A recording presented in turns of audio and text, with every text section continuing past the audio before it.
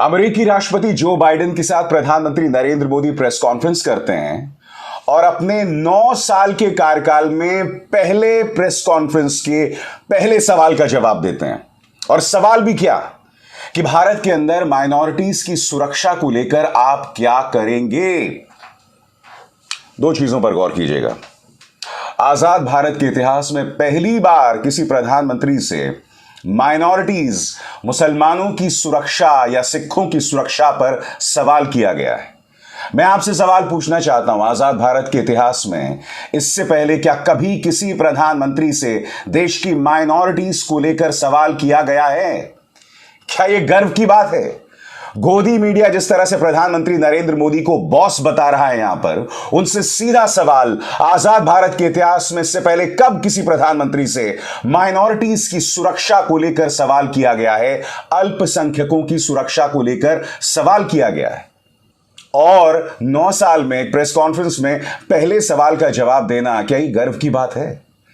9 साल में पहला प्रेस कॉन्फ्रेंस, और उनमें भी सवाल ऐसे जो सवाल पहले से लिख के दे दिए जा चुके हैं कि हम आपसे ये सवाल पूछने वाले हैं। क्या ये गर्व की बात है? और यही नहीं दोस्तों, अमेरिका के पूर्व राष्ट्रपति बराक ओबामा ने क्रिश्चियन एमानपोर CNN को दिए गए इंटरव्यू में कहा कि अगर मैं प्रधानमंत्री से मिलता तो मैं प्रधानमंत्री से जरूर कहता कि भारत के अंदर मुसलमानों की सुरक्षा को लेकर वाजिब कदम उठाएं। यहां पर बराक ओबामा ये बात कहते हैं और उधर भारत में पूरी गोदी मीडिया लग जाती है साजिश के और टूल किट के साथ। वो तमाम बातें मैं आपको सुनाऊंगा, मगर सबसे पहले जब प्रधानमंत्री नरेंद्र मोदी से पूछा गया तो प्रधानमंत्री ने बहुत उम्दा बात कही। प्रधानमंत्री ने कहा कि लोकतंत्र हमारे DNA में है, हमारे देश में सबका साथ सबका विकास होता है। सुनिए प्रधानमंत्री ने सवाल के जवाब में क्या कहा आपकी स्क्रीन पर। World leaders have made commitments to protecting democracy. What steps are you and your government willing to take to improve the rights of Muslims and other minorities in your country and to uphold free speech?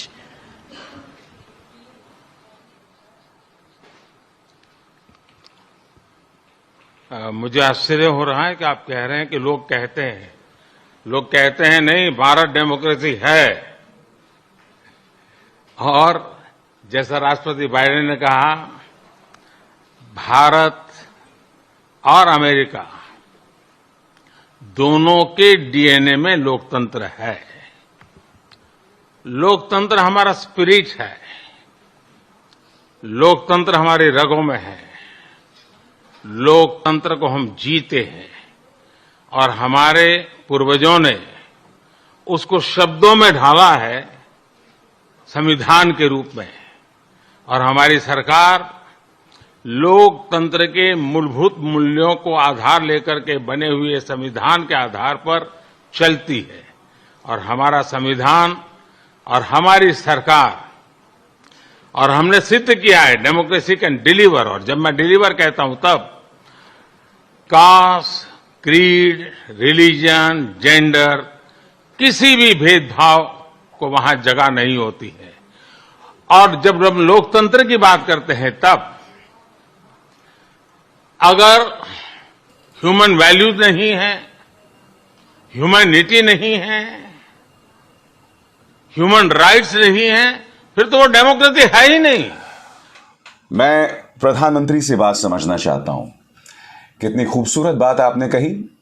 America के अंदर आप अमेरिकी संसद में भी गए, वहां पर आपने संबोधन किया, वहां आपके साथ सेल्फी खिंचवाई जा रही थी, आपका ऑटोग्राफ लिया जा रहा था। जाहिर सी बात है, जो लोग आपसे सेल्फी खिंचवा रहे थे वो आपके भक्त नहीं थे, वो अमेरिका के राजनेता थे जिन्हें अमेरिका में बसे आपके जो फैंस हैं या आपके भक्त हैं उनके वोट्स चाहिए। ये तमाम मंजर मैंने देखे।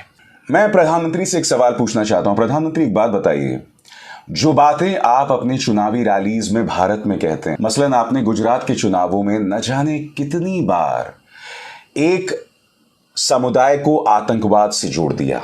मैं नहीं भूला हूं कि गुजरात के चुनावों में आपने कहा था कि कांग्रेस आतंकवाद को लेकर नर्म इसलिए है क्योंकि उसे एक समुदाय के वोट्स चाहिए।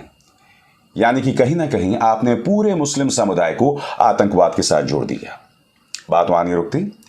आपने अपनी एक और चुनावी रैली में, एक अन्य चुनाव में, यह कहा था कि कपड़े देखकर पता चल जाता है कि बलवाई कौन है, उसका धर्म क्या है। यह बात आपने कही थी एक चुनावी रैली में। उत्तर प्रदेश की चुनावी रैली में साल 2016 में आपने क्या कहा था, याद है आपको? शमशान कब्रिस्तान की बहस आपने छेड़ दी थी। ये जो तमाम बातें आप भारत के अंदर कह रहे थे, मैं आपको चुनौती देता हूं, यही बातें आप अमेरिका में दोहरा सकते हैं? बताइए बताइए, दोहरा सकते हैं? नहीं दोहरा सकते। इसका अर्थ क्या हुआ? इसका अर्थ यह हुआ कि आप जो भारत की चुनावी रैलीज में वहां पर वोट हासिल करने के लिए बोलते हैं, वो गलत है। आप जानते हैं कि जो चीज भारत में गलत है वो अमेरिका में सही कैसे हो सकती है? बताइए। आप भारत के अंदर जहरीले चुनावी भाषण देते हैं और फिर अमेरिका में आकर आप बड़ी बड़ी बातें करते हैं। मैं आपसे पूछना चाहता हूं, वही बात आप अमेरिका में क्यों नहीं दोहराते? बताइए। जिस तरह से आपने पूरे समुदाय को आतंकवाद से जोड़ दिया था अपनी चुनावी सभा में, वही बात आप यहां पर कहते। अमेरिकी संसद में भी आप यही बातें करते। आपने ये बात नहीं कही। भारत के अंदर आपके पार्टी के ढेरों सांसद हैं जो गोडसे को अपना हीरो मानते हैं, मोदी जी। मगर अमेरिका के अंदर आपको बापू के सामने शीश झुकाना पड़ता है। इसके मायने समझते हैं आप कि भारत के अंदर आप गोडसे को जितना बड़ा हीरो बना लें, भारत के अंदर आप श्यामा प्रसाद मुखर्जी, सावरकर, इन तमाम लोगों को जितना बड़ा हीरो बना लें, मगर विदेशी जमीन पर लोग आपकी इज्जत तभी करेंगे जब आप महात्मा गांधी के सामने सिर झुकाएंगे। इसका अर्थ क्या हुआ? हाथी के दांत, खाने की कुछ, दिखाने की कुछ और। भारतीय राजनीति में वो तमाम कचरा चलता है, मगर अमेरिका में जाके आप वो नहीं कर सकते। क्यों?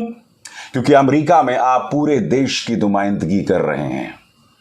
इसीलिए अमेरिकी जमीन पर आप जहर नहीं बो सकते, आप जहरीली बातें नहीं कह सकते हैं। मैं फिर आपको चुनौती देना चाहता हूं, जो बातें आप भारतीय चुनावी सभाओं में कहते हैं, क्या वो बातें आप अमेरिका में दोहरा सकते हैं?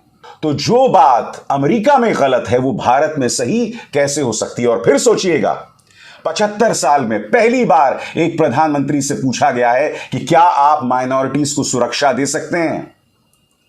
यही बात बराक ओबामा ने CNN को दिए गए अपने इंटरव्यू में कही है और उनके खिलाफ एक टूल किट चल गया है। पहले सुनिए बराक ओबामा क्या कह रहे हैं आपकी स्क्रीन पर। The president meets with Prime Minister Modi, then the protection of the Muslim minority in a majority Hindu India, that's something worth mentioning.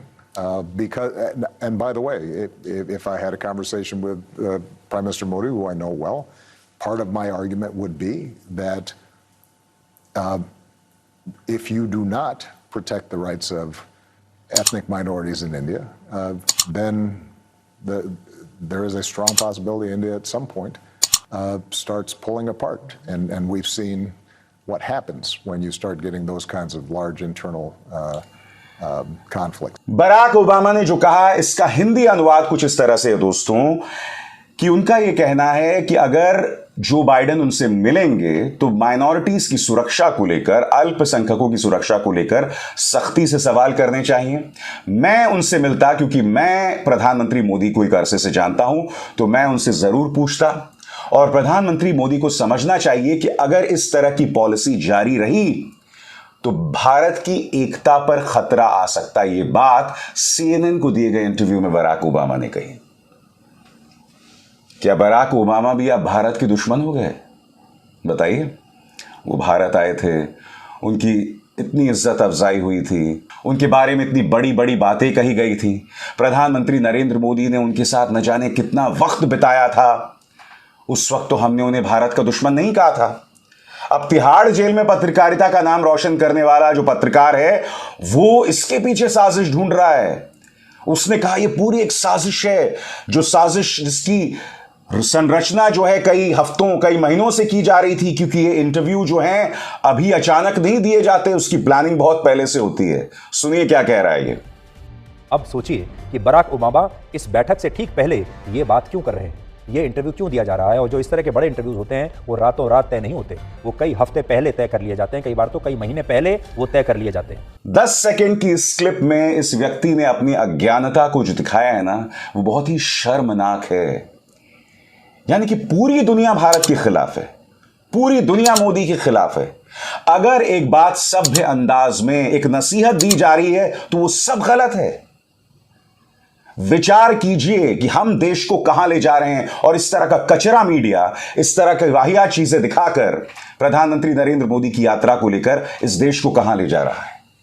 गौर कीजिएगा, बार बार हम कुएं के मेंढक नहीं बन सकते। अगर हमारी आलोचना हो रही है, हमें उन चीजों पर विचार करना होगा, उसमें सुधार करना होगा, बात तभी बनेगी। समझे? अभिसार शर्मा को दीजिए इजाजत।